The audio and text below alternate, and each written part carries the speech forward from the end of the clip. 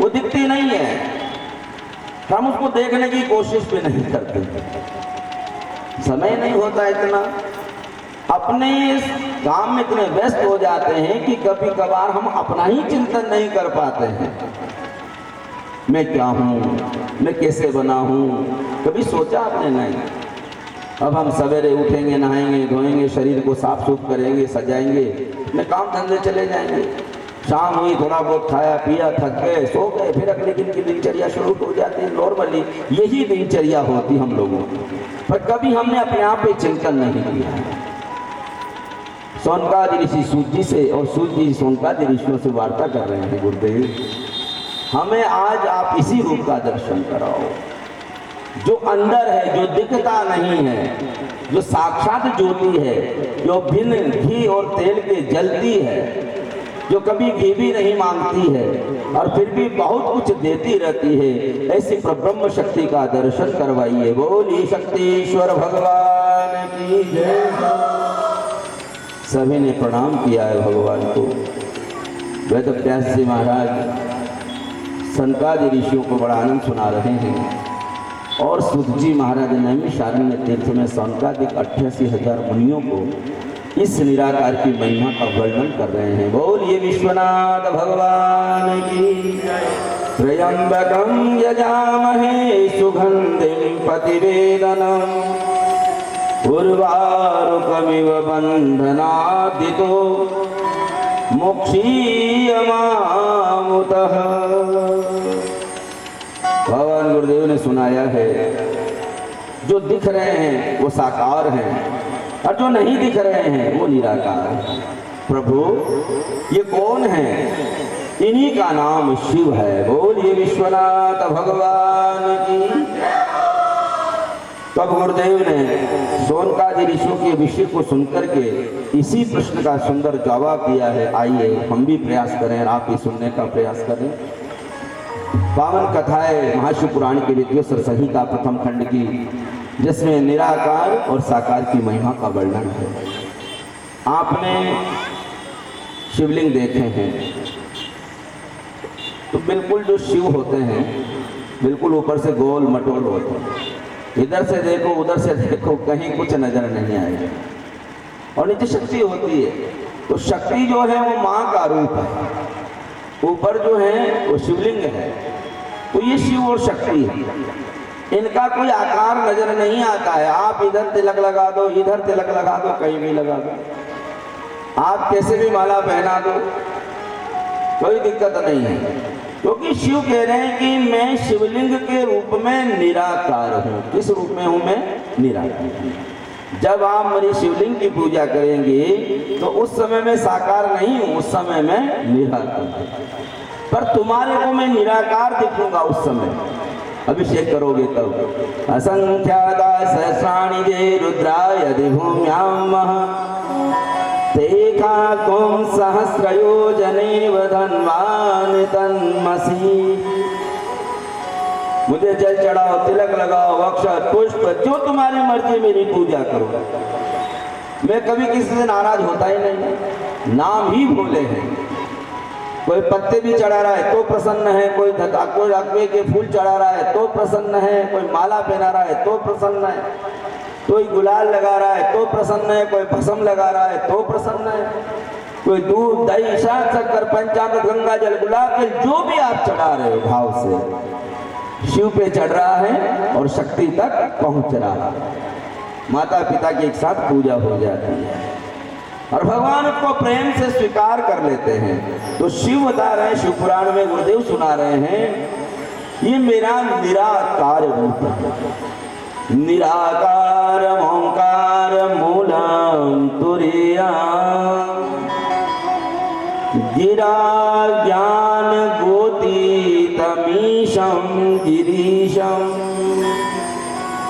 करालं महाकाल कालं कृपालं गुणागार संसार पारं नतोऽहम् तुषाराद्रि शंकाश गौरम गभीरम मनोभूत कोटि भासी शरीरम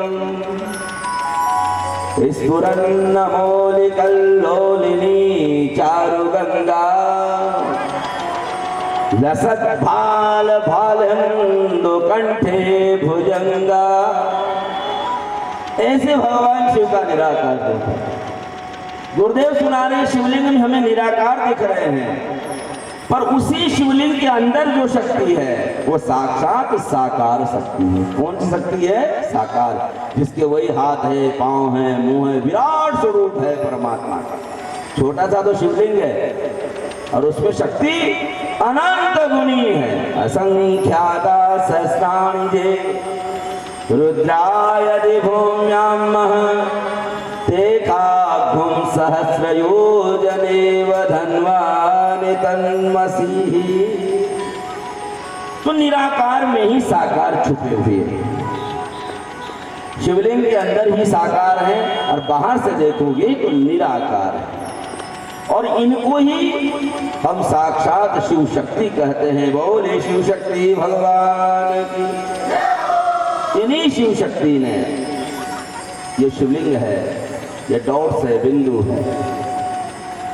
बिंदु से ही संपूर्ण सृष्टि का जन्म हुआ। आपकी जितनी भी सरस्वती लिखी गई, जितने भी वेद व्यास जी ने वेद लिखे, ब्रह्मा जी ने वेद लिखे, और जितने भी वेद व्यास जी के पुराण हैं, सब कुछ उन सब में पहले शून्य बना है। कोई भी कागज लिखोगे ना, पत्र लिखोगे, तो सबसे पहले डॉट लगेगा, बिंदु लगेगी। सबसे पहले जो ही कागज पेन टच होगा तो एक डॉट लगेगी, फिर ही लिखना शुरू होगा। तो वहीं शिव का आगमन होगा। यानी संपूर्ण सरस्वती का निर्माण भी भगवान शिव ने ही किया है। बोलिए शंकर भगवान की। और महाराज, कोई भी हम निर्माण कार्य करेंगे, कोई भी चीज बनाएंगे, तो उसमें भी सबसे पहले तिलक ही लगता है। क्या लगता है? तिलक लगता है। आप उंगली में चंदन लगाओ तो बिंदी सबसे पहले लगेगी। माताएं लगाएं चाहे हम लगाएं, बिंदी पहले लगेगी। तो लक्ष्मी का निर्माण भी शिव ने ही किया है। बोलिए शंकर भगवान की। और फिर हमारे अंदर जो एनर्जी है, जो पावर है, चाहे वो चलने की शक्ति हो, चाहे वो बोलने की शक्ति हो, चाहे वो बैठने की शक्ति हो, चाहे दौड़ने की शक्ति हो, चाहे खाने की शक्ति हो, चाहे पचाने की शक्ति हो, चाहे बातें करने की शक्ति हो, और चाहे इतनी देर तक कथा सुनने की शक्ति हो, इसका भी निर्माण किसने किया है? भगवान शंकर। शक्ति शिव है, शिव ही शक्ति है। तो ब्रह्मांड की इस पूरी सृष्टि में अधिष्ठाता भगवान शंकर हैं। ओम मानस्तो के तनय मान आयुखिमानो गोखुमानो अश्वे खुरीरिकः मानो वीरान रुद्रभामिनो वदीर्य विखमन्तः सदमित्वा हवामहे। संपूर्ण भाव में शक्ति भरी पड़ी है, हर क्रिया में शक्ति है, और शक्ति का निर्माण भी शिव से ही है। वो शिव की कृपा से संभव है। अपने में शक्ति कहां से आती है बताओ? रोटी खाते हो जो भी शक्ति आती है ना, मोटी बात है, बहुत कॉमन बात है। भोजन करेंगे तभी शक्ति आएगी। अब सवेरे माताएं जो भोजन बनाती है, एक आटे में पानी डाल के एक लोई बनाती है। क्या बनाती हो? वो कैसी होती? गोल गोल नहीं होती। तो बिंदु में कौन हो गए? शिव हो गए। और उस गोल गोल को लंबा कर देती है, वो शक्ति जैसी बन जाती है। फिर घी लगा करके चुपड़ा चुपड़ा करके 2, 5, 10, 20, 50 जितने भी खा सकते हैं, दिन भर की एनर्जी मिल जाती है। और जिस दिन रोटी नहीं मिले बताओ दिमाग खराब होता है कि नहीं होता है? अरे यार तो सारा मामला बेकार है। तो ये सब शिव कृपा है। उसके बिगड़ शरीर नहीं चल सकता, उसके बिगड़ एनर्जी नहीं आ सकती। यदि शिव हमारे अंदर न जाए, यदि शिव की कृपा हमें नहीं मिले, तो हमारा जीवन असंभव है। आत्मा त्वं गिरिजामती सहचरा प्राणा शरीरं गृहं पूजा ते विषयोपभोग रचना निद्रा समाधि स्थितिः संचारः पदयो प्रदक्षिण विधि स्तोत्राणि सर्वांगिरौ यद्यात् कर्म करोमि तत्तदखिलं शंभो तवाराधना।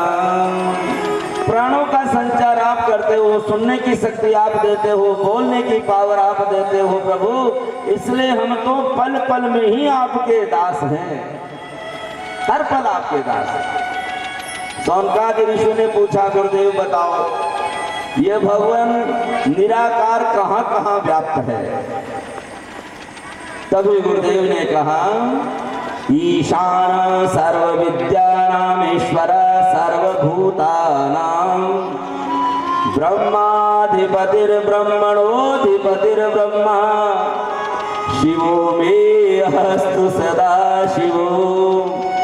इसका तो गुणगान मैं भी नहीं कर सकता सौनकादि ऋषियों, मुझे तो नजरे शिव आते हैं, जहां भी बैठूंगा इतना सा पुष्प भी लूंगा उसमें भी मुझे शिव दिखेंगे, शिव। क्योंकि इसमें खुशबू कौन दे रहे हैं?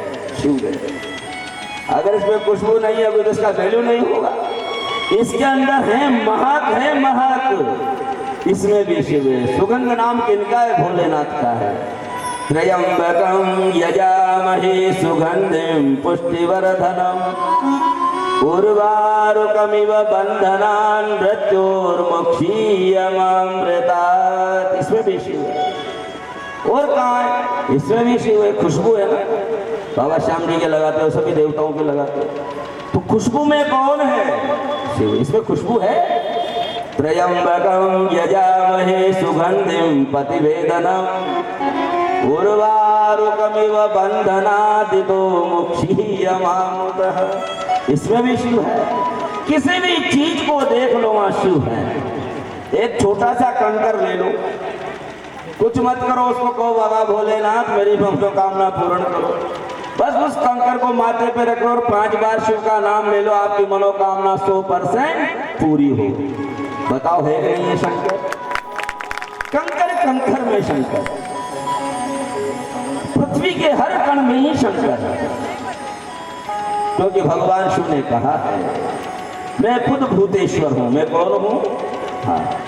अरे ये भूत कौन है? पृथ्वी, अग्नि, वायु, आकाश और जल और गगन है ना। इन सब में कौन रहते हैं? शिव रहते हैं। यानी इन पर शिव का आधिपत्य है, शिव का साम्राज्य है। पूरे जल राशि पर शिव का निवास है। अब बताओ जल किसको नहीं चाहिए? जो शिव का प्रसाद पिएंगे शिव के पुत्र ही तो कहलाएंगे। देखे वो तो पानी दिखेगा, पर पानी का कोई आकार नजर नहीं आता। जो पानी के अंदर जो ठंडाई है, ठंडकपन है, वो शिव का रूप है। बोलिए शंकर भगवान की। जल होता है ना, जल का स्वभाव क्या है? ठंडक देना। तो देख तो पानी रहा है आपको, अब उसका चेंजमेंट कर दो, मटकी में भरो तो मटकी वाला हो जाएगा, और उसी को गिलास में भरो तो गिलास वाला हो जाएगा। बात तो यही है तो जल ही ना। उस जल के अंदर जो ठंडक है, जो जल दिख रहा है वो साकार है, और उसके अंदर जो ठंडक समाई हुई है वो निराकार है, वो भगवान शिव का स्वरूप है। बोलिए शंकर भगवान की। कोई भी मेहमान आते हैं उनको पहले ठंडा जल ही पिलाता। जल में शिव है, भूत है जल, उसमें शिव है। फिर आए अग्नि। लकड़ियां अनेक तरह की लकड़ियां हो सकती हैं, पर उन लकड़ियों को आप जब जलाओगे या उन लकड़ी के अंदर जो लो निकलेगी वो अग्नि है, वो तेज है। और वो तेज कौन है? वो साक्षात परमात्मा है, शिव है। बोलिए विश्वनाथ भगवान की। तो जितनी भी तेजोमयी राशियां हैं, जितनी भी अग्नि तत्व की राशियां हैं, वो सब शिव के स्वरूप है। ये पृथ्वी है, मिट्टी है, इसमें जो क्षमा का गुण है ये भगवान शिव का गुण है। बोलिए विश्वनाथ भगवान की। जल में ठंडक है और महाराज अग्नि में तेज है और पृथ्वी में क्षमा है। क्षमा नहीं करते कि महादेव रोज क्षमा करते हैं हमारे को, उपद्रव भी करते हैं, गालियां भी देते हैं, उठपटांग बोलते हैं, फिर भी माफ कर देते हैं, निराकार रूप में माफ कर देते हैं। और साकार में तो साक्षात भयंकर विषधारी नाग को भी गले में धारण कर लेते हैं, नहीं करते क्या? तो बाबा का स्वरूप एक क्षमा, ये निराकार रूप है। पृथ्वी में मिले, जल में मिले, अग्नि में मिले, और फिर वायु में भी शिव मिले। वायु में जो नमी है ना, नमी, वही भगवान शिव का स्वरूप है। बोलिए शंकर भगवान की। और जहाँ वायु में नमी आ गई, जो शिव का भक्त है फिर उसके कभी कमी नहीं होती। शिव तो नमी नमी देते हैं भोलेनाथ की, रात दिन जलधारा बरसती है। तो ऐसे शिव है जो हमें आनंद देते हैं, वायु के रूप में, नमी के रूप में है।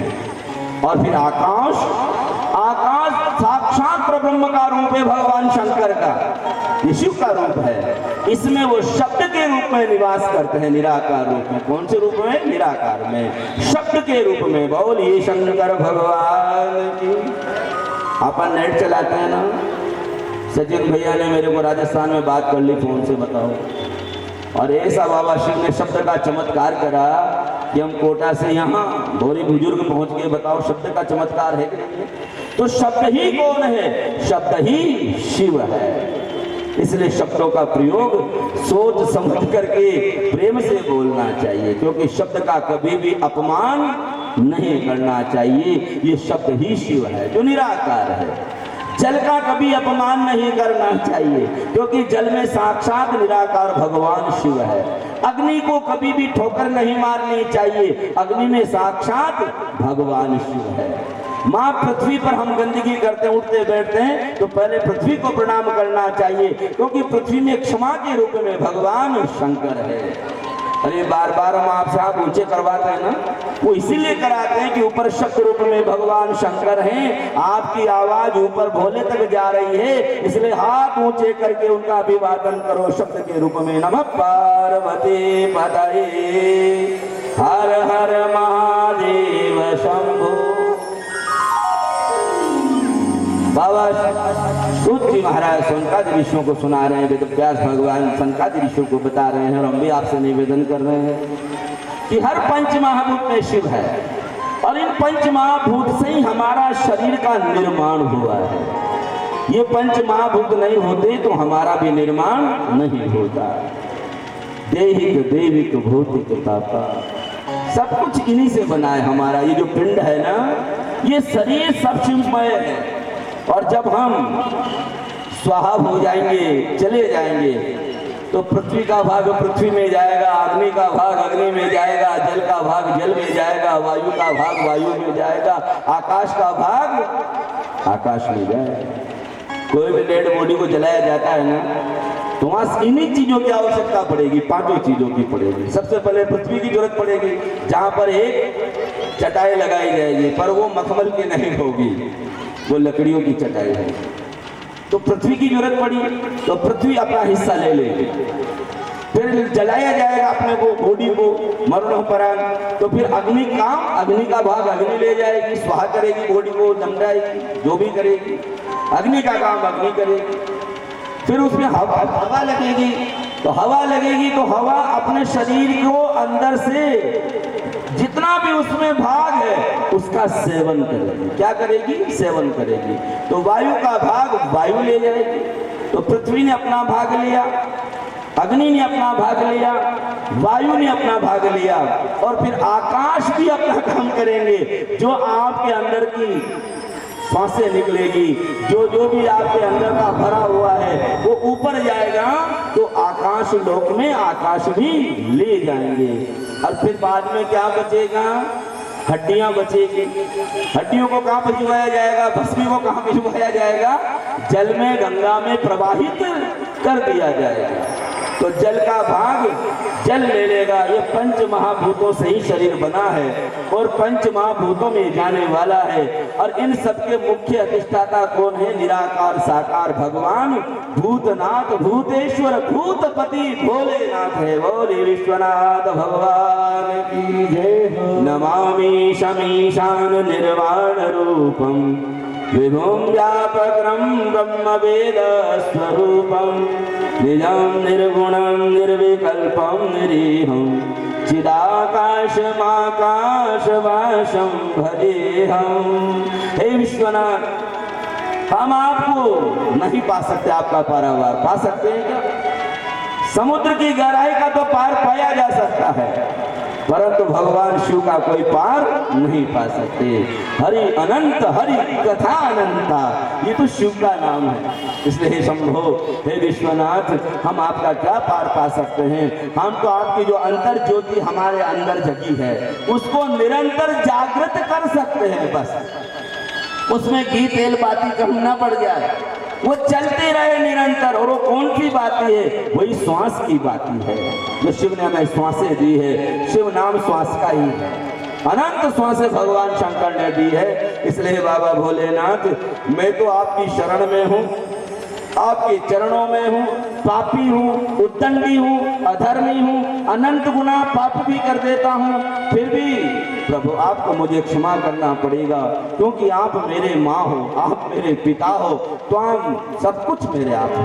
हे नाथ मेरे, मैं आपको भूलूं नहीं। हे भोलेनाथ, आपका और मेरा जीवन सदैव एक दूसरे से जुड़ा रहे, आपका प्रकाश मुझ पर आता रहे और मैं आपके चरणों का दास बना रहूं। इस भाव को लेकर के निरंतर अपने निराकार को जगाइए। साकार को तो जगाते ही, मंदिर भी जाते होंगे, जाते हो ना, तिलक भी लगाते होंगे, परिक्रमा भी लगाते होंगे, शरीर का सदुपयोग करते होंगे, पर संतों ने कहा है कि कुछ योग को भी जगाओ, और यही योग है। निरंतर अपने आप से बातें करो, अपने अंदर जो छुपा हुआ है उसको मनाओ, अपने गोविंद को मनाओ। आप गोविंद को मानते हो, वो भी शिव का ही नाम है। श्याम जी को मानते हो, वो भी प्रभु का नाम, उनको मनाओ। कितने ही नाम है ठाकुर के, शिव के।